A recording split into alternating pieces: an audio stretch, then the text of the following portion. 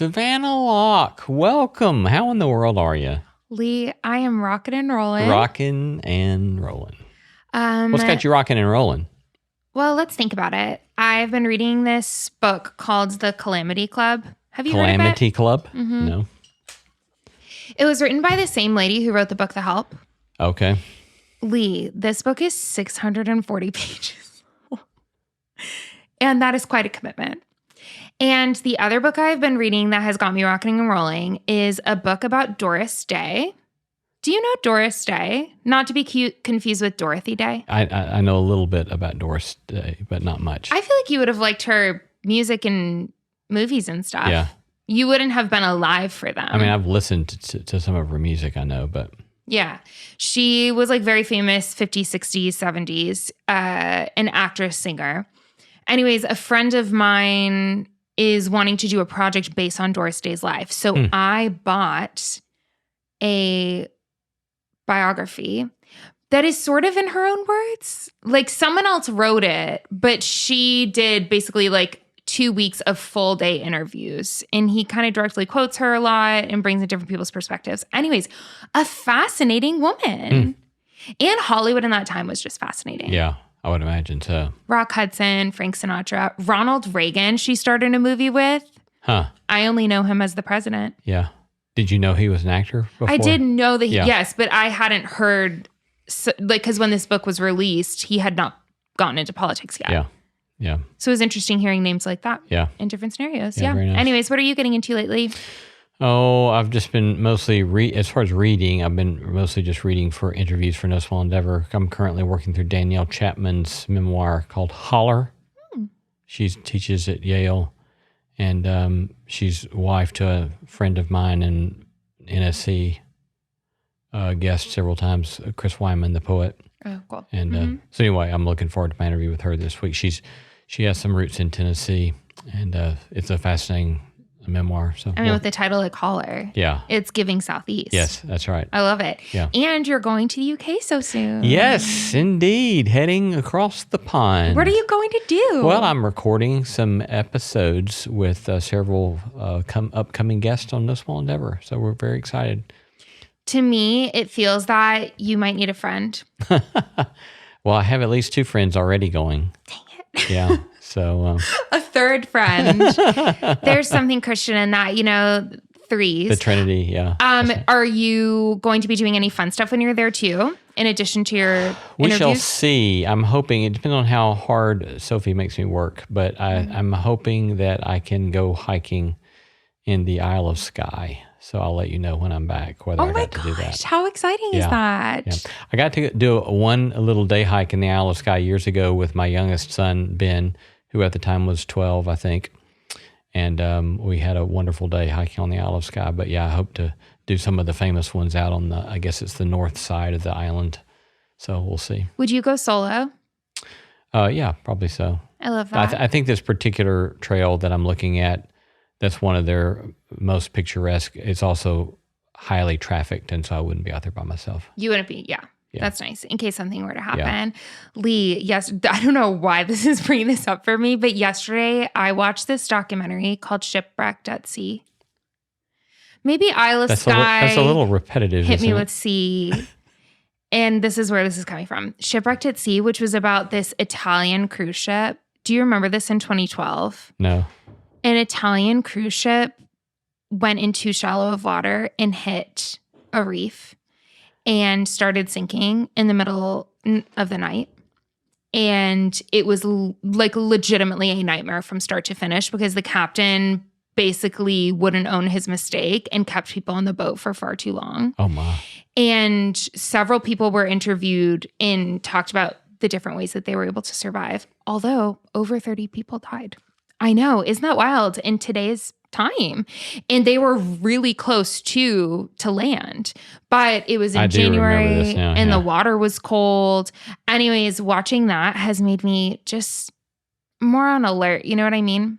About the dangers that may come. Yeah. Whether it's hiking or just in general on a boat. The hiking, the dangers that may come. Yeah. Well, as we've talked about many times, our life is on a razor thin edge. We should always be mindful. When I was watching it, I was like, Todd, what would we do to survive? And knowing me, I mean, I would have figured out a way to get on the lifeboat ASAP. But they kept on telling people over the intercom, go back to your rooms. It's okay. But people were feeling the tilt of the ship. Oh, my goodness. And I'm like, the minute I feel a tilt from the ship, I'm off. That's crazy. I'd be like, get me out of here. Have we talked about risk mitigation? No. I kind of think of risk mitigation as a very helpful bit of practical wisdom that we all ought to live by. Okay. Where you're just thinking in terms of, we can't control all risk. If you try to limit all risk to zero, you can't step outside, right? Mm-hmm. But you can learn things about what are higher ways that you're more likely to get killed. So, for example, I read some years ago that I think it's most fatalities in car wrecks come from people getting T-boned from the left at an intersection. And so I just, now when I go through intersections, I always kind of look twice to the left, right? And so, that's one tiny little way I can reduce a little bit of risk. And so that's the way I've thought about a lot of things. If you learn something, then just put it into play by just doing a little bit of risk mitigation. And the risk mitigation from here is if you feel a boat tilting, get off the boat. Get close to the life raft. On that note, let's start the show.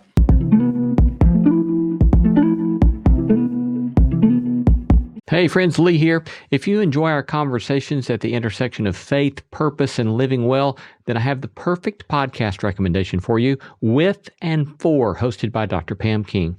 With and For's latest season brings together psychology and spiritual wisdom in a way that feels thoughtful, grounded, deeply human, and it's hosted by my friend Dr. Pam King, a developmental psychologist and ordained minister who offers practical guidance towards a life of thriving.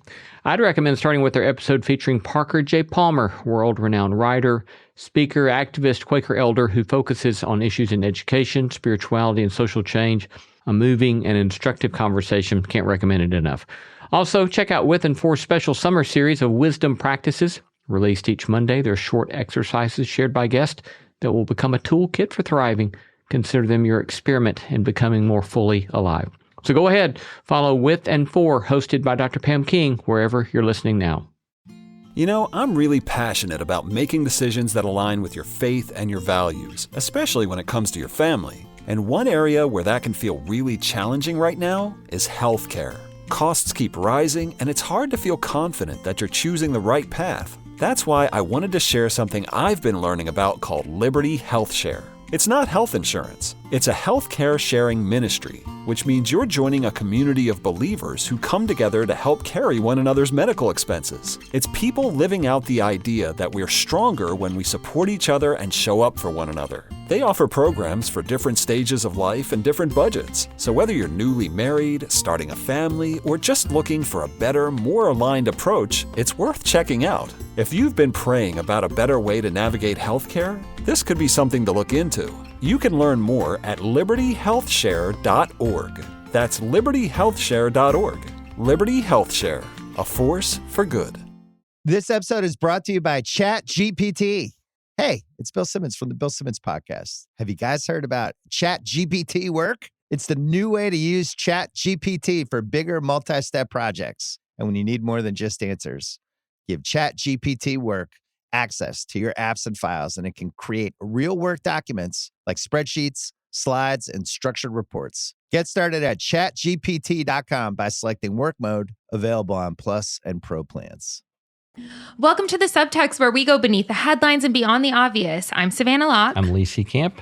Hey, if you like the show, let's slow this down so that you pay attention. Give us a review. Basically, here's the deal. When you leave us reviews and you rate us, then it tells Spotify and Apple and all of the powers that be, people are kind of into this podcast. And then they push it out to more people. Yeah. And that's why we're asking for that. It's not purely self-serving. No, it's not purely self-serving. This is a matter of survival. Yeah. This is risk mitigation for our show. And that's why we ask you to review. Everyone do your little part. Yeah. If you're into it, please do that. And that would really help us out. You can watch full episodes on YouTube and Spotify. You can stay connected on Instagram at The Subtext Show, at Savannah_Locke, and at Lacey Camp. If you have any thoughts, questions, hot takes, anything you'd like to tell us, just send them our way in the DMs. And like today, 2 of our prompts are actually from listeners. Excellent. So we use this to keep the whole thing going. Lee. Yes. Today I want to Savannah. talk to you about JonBenét Ramsey. Okay. Not really about her, Uh-huh. but about what she has become. Okay. So it was just announced that Netflix acquired rights to a movie called The Murder of JonBenét Ramsey. And it is starring Melissa McCarthy and Clive Owen. So actually like a very loaded cast. And it's coming out right before the 30th anniversary of JonBenét Ramsey's death. So they're kind of releasing it to fit in the ethos of what's happening. But this got me thinking, is it kind of weird that we take murders and then profit off of them over and over and over again with documentaries and movies? And I thought, what a great subtext question. It is a great question. The first thing that comes to mind is there does seem to be a sort of gross commercialization of tragedy there. And so I certainly think that's worth paying a lot of attention to and having serious questions about. And at the same time, I started thinking about this friend of mine, a colleague who, she's a theologian and she loves horror films. Mm-hmm. And through the years, we've talked about why does she like horror films? And she actually wants to write someday on horror films, horror and theology. And one of the things that she says about horror films is that it's a genre by which we are called to look at the worst in all of us, right? But, obviously there's the kind of tacky horror film of, some couple having sex in the woods and they get stabbed in the back kind Totally. of. Yeah. Mm-hmm. And then there's the kind of horror film where you're having to ask questions about what are you afraid of? Why are you afraid of it? What's the kind of base desires that are in all of us? Aren't we all capable of doing horrific things? Maybe it's a space of where you realize that not everything's gray. There really are some black and white things, and we should learn to realize, there really are some black and white things, and we need to think about how we're going to respond to them or how we're not going to respond to them, and so forth. Or knowing that we were going to talk about this, I started doing a little bit of research, and Stephen King has this essay on why we love horror films. Mm-hmm. And, one of the things that he says in there is that all of us have these sorts of what he called uncivilizational desires. And we all have, he used the metaphor of the alligator. We all have the reptilian part of us. Mm-hmm. And every once in a while, you just need to feed the reptile to keep it at bay. And so that it's in this sort of constrained place of some crazy story. Mm-hmm. And then, okay, you fed the gator, now go on and be a decent human being out there in the world. So there's lots of interesting ways to think about that there might be some sort of redemptive way to think about horror. And similarly, maybe even true crime. There's a really interesting op-ed on the New York Times where this woman named Jessica Groves had this op-ed entitled Why Women Find Watching True Crime Comforting. Mm-hmm. And according to her, maybe as many as 80% of watchers of true crime are women. Mm-hmm. And she's making the case that, especially for women who have been victimized or are aware of the ways in which women are frequently victimized, that watching true crime in which there is a solution, in which somebody's brought to justice, gives you a sense of, okay, there are some authorities who care about what's right and true and good and just, and they are gonna freaking find out who did it, and they are gonna bring them to justice, and the sort of comfort that can come from that. And the last thing I'll say is that I had some friends years ago in another city, and the husband and his wife, the wife's sister was murdered, and the husband was called to go down and identify the body. Mm-hmm. And he said ever after that, he watched true crime stuff because it became the way that he was able to process the trauma of that episode for them. And he didn't tell me much about how or why, but that just really struck me as counterintuitive. But he said He said, he may have even said, I don't understand why, but that this became some sort of mechanism for him having to deal with the tragedy of that there was something about it that gave him some sense of order somehow. So anyway, I think all that's relevant, but I still would say there seems to be something tacky at best about the commercialization of the murder of JonBenét Ramsey. When you use the word tacky to describe things. Tacky is a very useful judgment. It's so good. And it was just perfectly placed there. Okay, so for you, maybe there's like a psychological element of horror or true crime going into these dark spaces in giving room for the worst of humankind to show. And that in some way is like liberating for people to be able to bear witness to or to understand. Well, I mean, part of it may be that, when you read some of the Bible, it has some horrific stories in it, right? I mean, you think about Jael nailing that guy to the tent floor with a tent peg through his head, There's some horrific stories. And I think one of the things that's happening in the biblical story is it's not playing this sort of sweet game of everything's all lollipops, but it's saying, no, there are really some nasty, broken realities to this world, and there's a story in which we're trying to find some way to live into, be redeemed into something more true and just and beautiful than that. But that means that you have to look at the ugly. And so maybe things like this can, at least at a minimum, help us to see the realities of the ugly. Yeah. I watch a lot of dark television, not really horror, but I do watch a lot of true crime. And for me, it is psychologically interesting. Like, I'm always just very interested in what leads a person to commit, in some cases, like violent acts of crime or fraud or whatever. And there's something about that is interesting for me that I think at its root is probably me just trying to understand people who do crazy stuff. But then there's also an element, to counterpoint myself, where we've been watching the show called The First 48. I mean, it is like, it's so crazy. It all started with Homicide New Orleans, okay, which is put on by the same people who do The First 48. And Homicide New Orleans is an unbelievable show, like talking about these detectives who solve crimes and literally put their heart and souls into this thing, and just how much justice and closure it can bring for victims' families. So that's where this started. And then that moved into us watching The First 48. But now I've said we have to stop watching The First 48 because what I realized what it was forming in me was a distrust of certain types of people. So, or a narrative around certain types of people or even places. So this is so crazy, but like I look at gas stations differently now because of watching the show. And something that one of the detectives said in one of the first episodes of The First 48 was, when he was like driving through his town, and he said, it's so odd when you become a detective, you stop looking at your streets the same way, because for him, those streets represent different murders and crimes, and different places hold different narratives for him.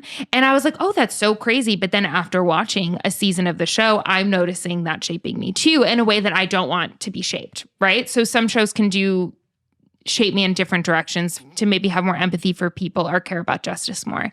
But I realized this for me with this kind of true crime. I'm like, oh yeah, this isn't good for what it's shaping in my heart. Yeah. I don't want to be skeptical of a gas station. Right. I think ultimately that's the right question of how is it forming us and shaping us. And we keep asking that question, then we probably won't go too far awry. Which all just comes down to prudence, doesn't it? See how I didn't say that? But that's what you wanted to say. No, not necessarily there. It would have been imprudent to say prudent there. It's Lee Camp, his dictionary. Number 1, prudence. Only when it's appropriate. Number 2, tacky. You're getting a little tacky, so let's move on to the next one. Okay, yeah. So anyways, there are benefits and negatives to it. I'm actually really interested in you comparing to horror to true crime, because I wouldn't have put those in the same categories, but that's really fascinating.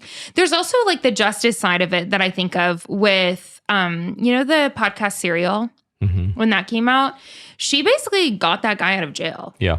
By doing a true crime podcast. And I don't know if that's a good or a bad thing. I guess it depends on your perspective. But like also recognizing that there's a sense in which journalism from communities rather than maybe from just the police could end up leading to more just results.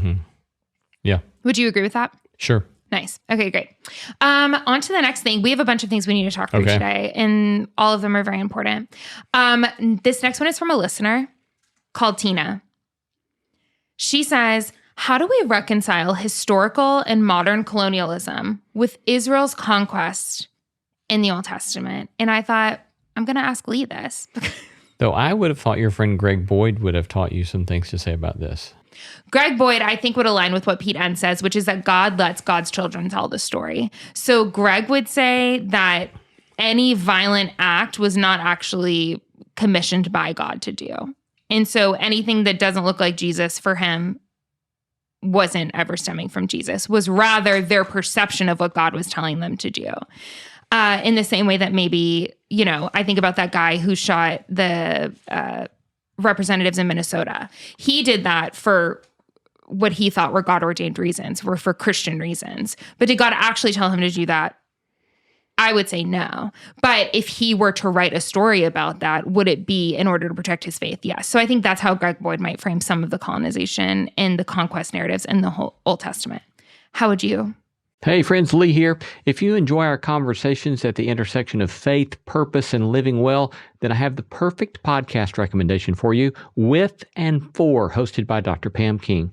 With and For's latest season brings together psychology and spiritual wisdom in a way that feels thoughtful, grounded, deeply human, and it's hosted by my friend Dr. Pam King, a developmental psychologist and ordained minister who offers practical guidance towards a life of thriving. I'd recommend starting with their episode featuring Parker J. Palmer, world-renowned writer, speaker, activist, Quaker elder who focuses on issues in education, spirituality, and social change. A moving and instructive conversation. Can't recommend it enough. Also, check out With and For's special summer series of wisdom practices. Released each Monday, they're short exercises shared by guests that will become a toolkit for thriving. Consider them your experiment in becoming more fully alive. So go ahead, follow With and For, hosted by Dr. Pam King, wherever you're listening now. I'm really passionate about making decisions that align with your faith and your values, especially when it comes to your family. And one area where that can feel really challenging right now is healthcare. Costs keep rising, and it's hard to feel confident that you're choosing the right path. That's why I wanted to share something I've been learning about called Liberty Health Share. It's not health insurance. It's a healthcare sharing ministry, which means you're joining a community of believers who come together to help carry one another's medical expenses. It's people living out the idea that we're stronger when we support each other and show up for one another. They offer programs for different stages of life and different budgets. So whether you're newly married, starting a family, or just looking for a better, more aligned approach, it's worth checking out. If you've been praying about a better way to navigate healthcare, this could be something to look into. You can learn more at libertyhealthshare.org. That's libertyhealthshare.org. Liberty Health Share, a force for good. This episode is brought to you by ChatGPT. Hey, it's Bill Simmons from the Bill Simmons Podcast. Have you guys heard about ChatGPT work? It's the new way to use ChatGPT for bigger multi-step projects. And when you need more than just answers, give ChatGPT work access to your apps and files, and it can create real work documents like spreadsheets, slides, and structured reports. Get started at chatgpt.com by selecting work mode, available on Plus and Pro plans. I'm still in process about necessarily how I would answer. Nice. See, and this is why when you're me, you get to just say what other people say, Yeah. and you don't have to say your opinion. Yeah. But, I mean, so far as Tina's question, I think we could say that on the historical question, we could say it depends upon the scholars you ask about how there would be a historical link between the conquest of Canaan by the ancient Israelites and contemporary colonialism. Because you could say that kind of response from Pete or Greg or Protestant liberalism generally that would have said this story is about their experience of God as opposed to God. Yes. And I don't know if Pete or Greg would like me suggesting a parallel with Protestant liberalism there or not, because I don't think Greg would think of himself as a Protestant liberal, but that's beside the point, I guess, for our conversation. But so one tack is to say, this is how they thought about it, and from our perspective, we would say they were wrong. Well, I don't know that that's necessarily fair. Yes, it is from our perspective, but I think that it's not our perspective that makes it wrong. It's through the lens of Jesus. Yes. Right. Through our conception of what Jesus teaches us. Yes. Right. Mm-hmm. And then there could be others that would say, no, God did call them to do this, and some sort of high view of the authority of Scripture, they might say, leads us to hold on to that conception. And that the logic of the text is that the offenses of the people of the land were so great that this was the judgment of God upon them that was justified by their moral depravities, and there they are given a gift, of the gift of the land. And then someone who has that more conservative view could also then go on and say, however, that doesn't mean that you can take that historical incident and link it up with our day, because God's not speaking to us in those ways. And this was a special one-off historical moment that is not anybody else's historical moment. It's just theirs. And so you could still say there's not a historical link, a link from our setting to that historical episode, even if you take a more conservative view of the reading of the Bible. And so again, it depends on what scholar you talk to about where you're going to come out with that kind of piece. But secondly, you could say that at least from a structural reading of it, or the structural reading of it is saying there's a divine command for some group of people to take over somebody else's land because they are deemed as unworthy in some way. The people that live there are deemed as unworthy in some way, and God calls this other group of people to come in and take their land. And you could say, well, structurally, we see a link happen over and over and over again in human history, right? And moreover, that there are plenty of cases where that structure of logic was explicitly used in Europeans conquering, North America, what becomes the United States of America. And so that raises lots of alarm bells, in my mind, and that's not strong enough language for the alarm it raises in me. And so I think that Tina's question is very insightful in saying, boy, don't we need to be super, super careful not to buy into that kind of thing. One scholar that I was looking at said something like, if you're a liberation theologian, you identify with Exodus. Yeah. Because you want to free the slaves from the imperial powers of Egypt. But if you're a native indigenous theologian, you're especially concerned about the book of the story of Joshua. And because you identify then with the Canaanites who are getting dispossessed. And so again, that's very interesting about the way perspective and experience of your people play into the way you read these texts. And you just didn't say your specific opinion, and I'm just curious, what are you wrestling between? Like, if you could articulate, and no one's going to hold you to this, but what for you is the tension, if any, around this? I mean, I haven't read Greg on this, but I want to believe what Greg says. Totally. Yeah. I just don't know, and again, I haven't listened to his full account yet to know whether or not he would convince me, but I don't know that I would be convinced, at this point. That being said, it may be irrelevant because there was, and I've been trying to think of his name, but there's a Canadian biblical scholar who had a book on holy war in the Old Testament, and he made the case that if you have a God who identifies with the cause of any given political grouping of people in history that is tied to land, then you have thereby committed yourself to some practice of violence and war.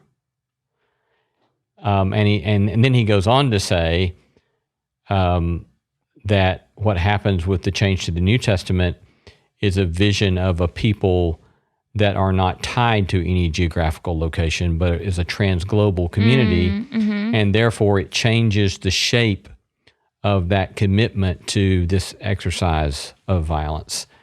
And I've always found that really interesting. I still find it somewhat I find it distressing, but I find it really interesting because it's almost like, regardless of how you read that stuff in the Old Testament, if you claim that in Christ we are called to a communion that is transnational, that is global, that is not tied to any specific piece of land, therefore, and is tied to the ways of Christ, therefore you can let go of the conceit that to uphold this peoplehood, you have to be committed to the practices of war. Now, I'll also go on and say that this particular author, again, whose name I can't remember, we'll put it in the show notes, was actually an officer in the Royal Air Force, I think in World War II.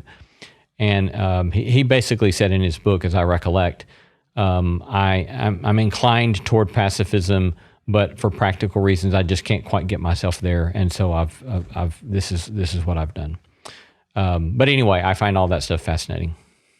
So for you, it sounds like regardless of how you ultimately land on reading the Old Testament conquest passages, you still can come to a nonviolent, Jesus-like way of thinking through modern colonization. Is that what you're saying? Absolutely. Okay, so for you, the connection doesn't have to be one-to-one. Correct. Yeah, that makes sense. Yeah.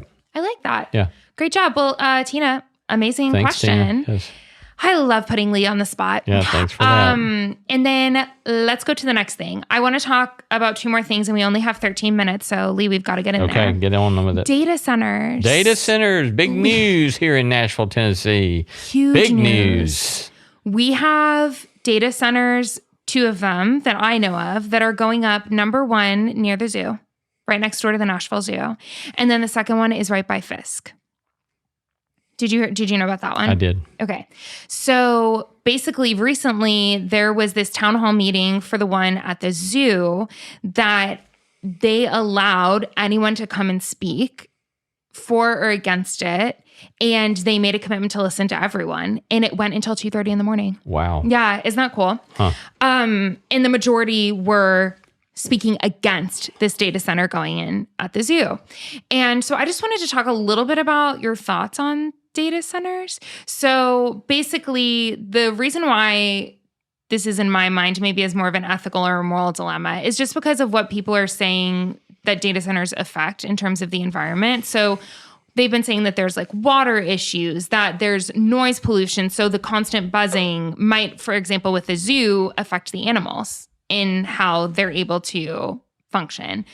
That there's like green space issues, pollution issues. And so all of these things are coming into mind as we think about data centers. And then I think about, because I'm in Nashville, where the data center is, both with Fisk and with the zoo, which are in lower income areas.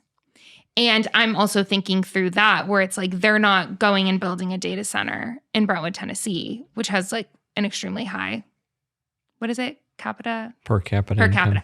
They're really rich in Brentwood. You know what I mean? And the data centers are not going there. And so I'm also thinking through maybe the justice issue as it relates to data centers. So talk me through what you feel about them.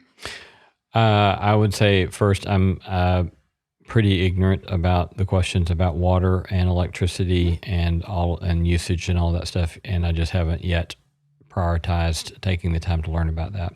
And I think that all of those are very important and legitimate questions to be raised.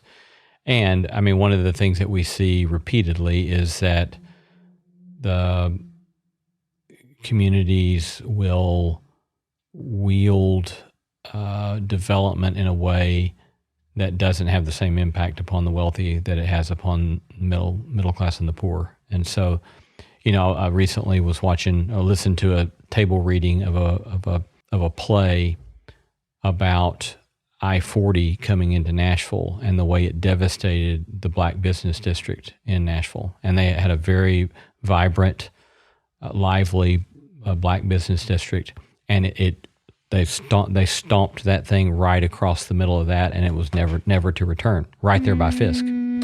And so those sorts of concerns are not theoretical. It's happened over and over and over again in American story, and apparently the interstate did that, in numerous cities. And so that's one of the ways in which so-called development, doesn't affect everybody the same. And it's a perfectly not just legitimate, but really important conversation to be having. And how city planning is political and moral. For sure. And moral, that's right. And how we think about that matters. That reminds me of the issue of sidewalks.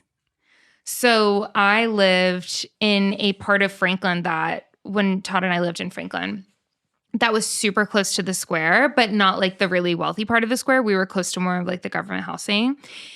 And a lot of people in our neighborhood tried to advocate for sidewalks that would allow us to be able to walk to downtown Franklin without having to just be on the bare naked street. And we could never get it through. And then a friend of mine took a city planning class, or like a development class at Vanderbilt, actually.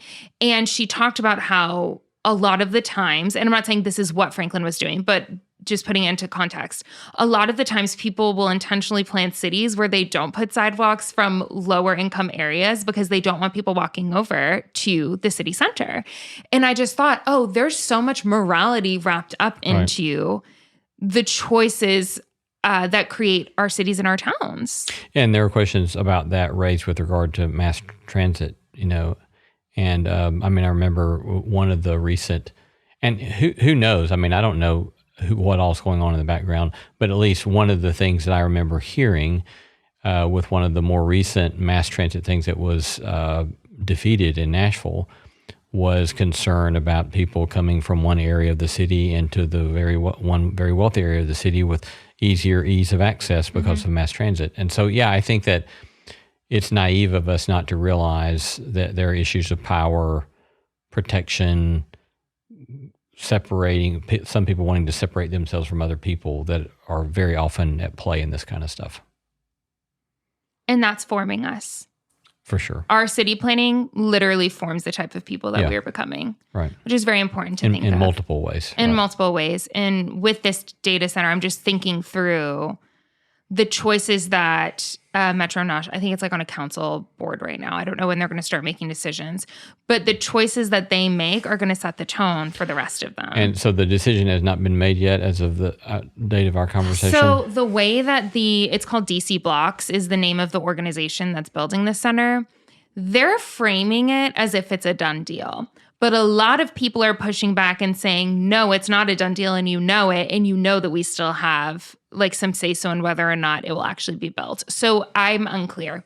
I see. I think that they're starting to try to make decisions. And at the very least, I think this will prompt the city to decide if there are going to be any guardrails around where these centers can be built. Because so far there aren't any, which is kind of crazy. Yeah. Okay, well, off of data centers and on to our last question, which came from someone who has my same last name. How about that? But I'm not related to. Jackson Locke. That you know of. That I know of. Me, Jackson, and John Locke, all related. Yeah. He asked, I'm thinking about the episode about influencers and their calling. Would you guys consider podcasting to be a calling? Then he said, love the show, BTW. So sweet. And to refresh anyone, if they haven't listened, we did an episode called Can Being an Influencer Be a Calling or something like that. And we talked about a gal who basically said that her life had led her and that God had led her to ultimately choose to become an influencer because that was her calling in life. So it led us to have a conversation around what a calling is and whether or not being an influencer can be a calling. And now whether or not being a podcaster can be a calling. When I read his message, I thought, I don't think about our podcast as a calling. I don't know if that's bad or not. I think that I see my calling more broadly, and this feels like the next right step. And it feels like an avenue that hopefully I can be helpful to the world. But if this podcast went away tomorrow, would I think my calling was gone? No. How do you feel about the podcast? I feel almost identical to that. Yeah. Okay. I mean, I think of my vocation. I mean, and we may have talked about this on the last episode. I don't remember what we said, but when I think about vocation, I think from a human/Christian theological perspective, there's only one vocation, and that is to learn to be a good human. Mm-hmm. And that's the calling that we all have. And then within that calling, we might have other specific gifts that we've been given, and that because, in my mind, the calling to be a free, good human being means that you use your gifts for the good of the world. Mm-hmm. Then you try to go about and figure out how to use your gifts for the good of the world and to be a good neighbor and to love God and love neighbor. And so, I think some of my gifts relate to teaching, and a podcast like this or other podcasts I do or other things that I do, spend my time on, somehow all kind of relate to teaching. And so it's just an extension of that more broad vision of what I think I'm up to in the world. Yeah, like a broad sense of what I'm supposed to be doing. But even I don't see my calling as writing. Where I would say writing feels like the most functional thing that I do in basically everything, but that doesn't even feel like a calling to me. I do feel like the way I've come to at least understand my calling feels more like a vision than it does an act. Yeah. And what would you say it is for you? I'm not sure, but I know when I'm in it. Yeah. You have a sense of being in the zone or in a flow state or something. Well, and I think it's just like some of the fruit stuff too for me, where I'm like, okay, yeah, this is producing good fruit. When we've gotten lots of reviews in the last couple of weeks from people who are listening to this with their parents, like adult children listening to it with their parents, and it having really good impacts on their relationship. And I think, that feels like great. Good fruit to bear. Yeah, I've heard some of those from some people about that as well. And that's really special and delightful. And I'm really glad we get to participate in something like that. Same. And it just, I could be definitely doing worse things. That's all I can say. That's right. You and me both. Thanks for the conversation, Lee. And thank you to both Jackson and to Tina for sending in some questions. Yes, thank you both. Please send in more and we might do another episode with them. Thanks so much for listening to this episode of The Subtext. Start a conversation with your friends, your favorite group chat, or even your enemies by sharing this episode with someone who might like to discuss it with you. Want to become a part of the conversation? DM us, DM Savannah, email us your thoughts or topic ideas at info@nosmallendeavor.com. Leave us a review wherever you're listening and leave us 5 stars. Follow us on socials at The Subtext Show, at Savannah_Locke, and at Lee C. Camp. Very grateful to have you as a listener. See you next Wednesday. This episode is brought to you by ChatGPT. Hey, it's Bill Simmons from the Bill Simmons Podcast. Have you guys heard about ChatGPT work? It's the new way to use ChatGPT for bigger multi-step projects. And when you need more than just answers, give ChatGPT work access to your apps and files, and it can create real work documents like spreadsheets, slides, and structured reports. Get started at chatgpt.com by selecting work mode, available on Plus and Pro plans. Hello. Look what TJ Maxx dragged in. The Devil Wears Prada 2 is now streaming on Disney Plus and Hulu. We are digital, we are downloadable, we are streamable. The fashion event of the year is certified fresh. Pull yourself together, we have work to do. Critics say it's smart and witty and the perfect sequel. That's all.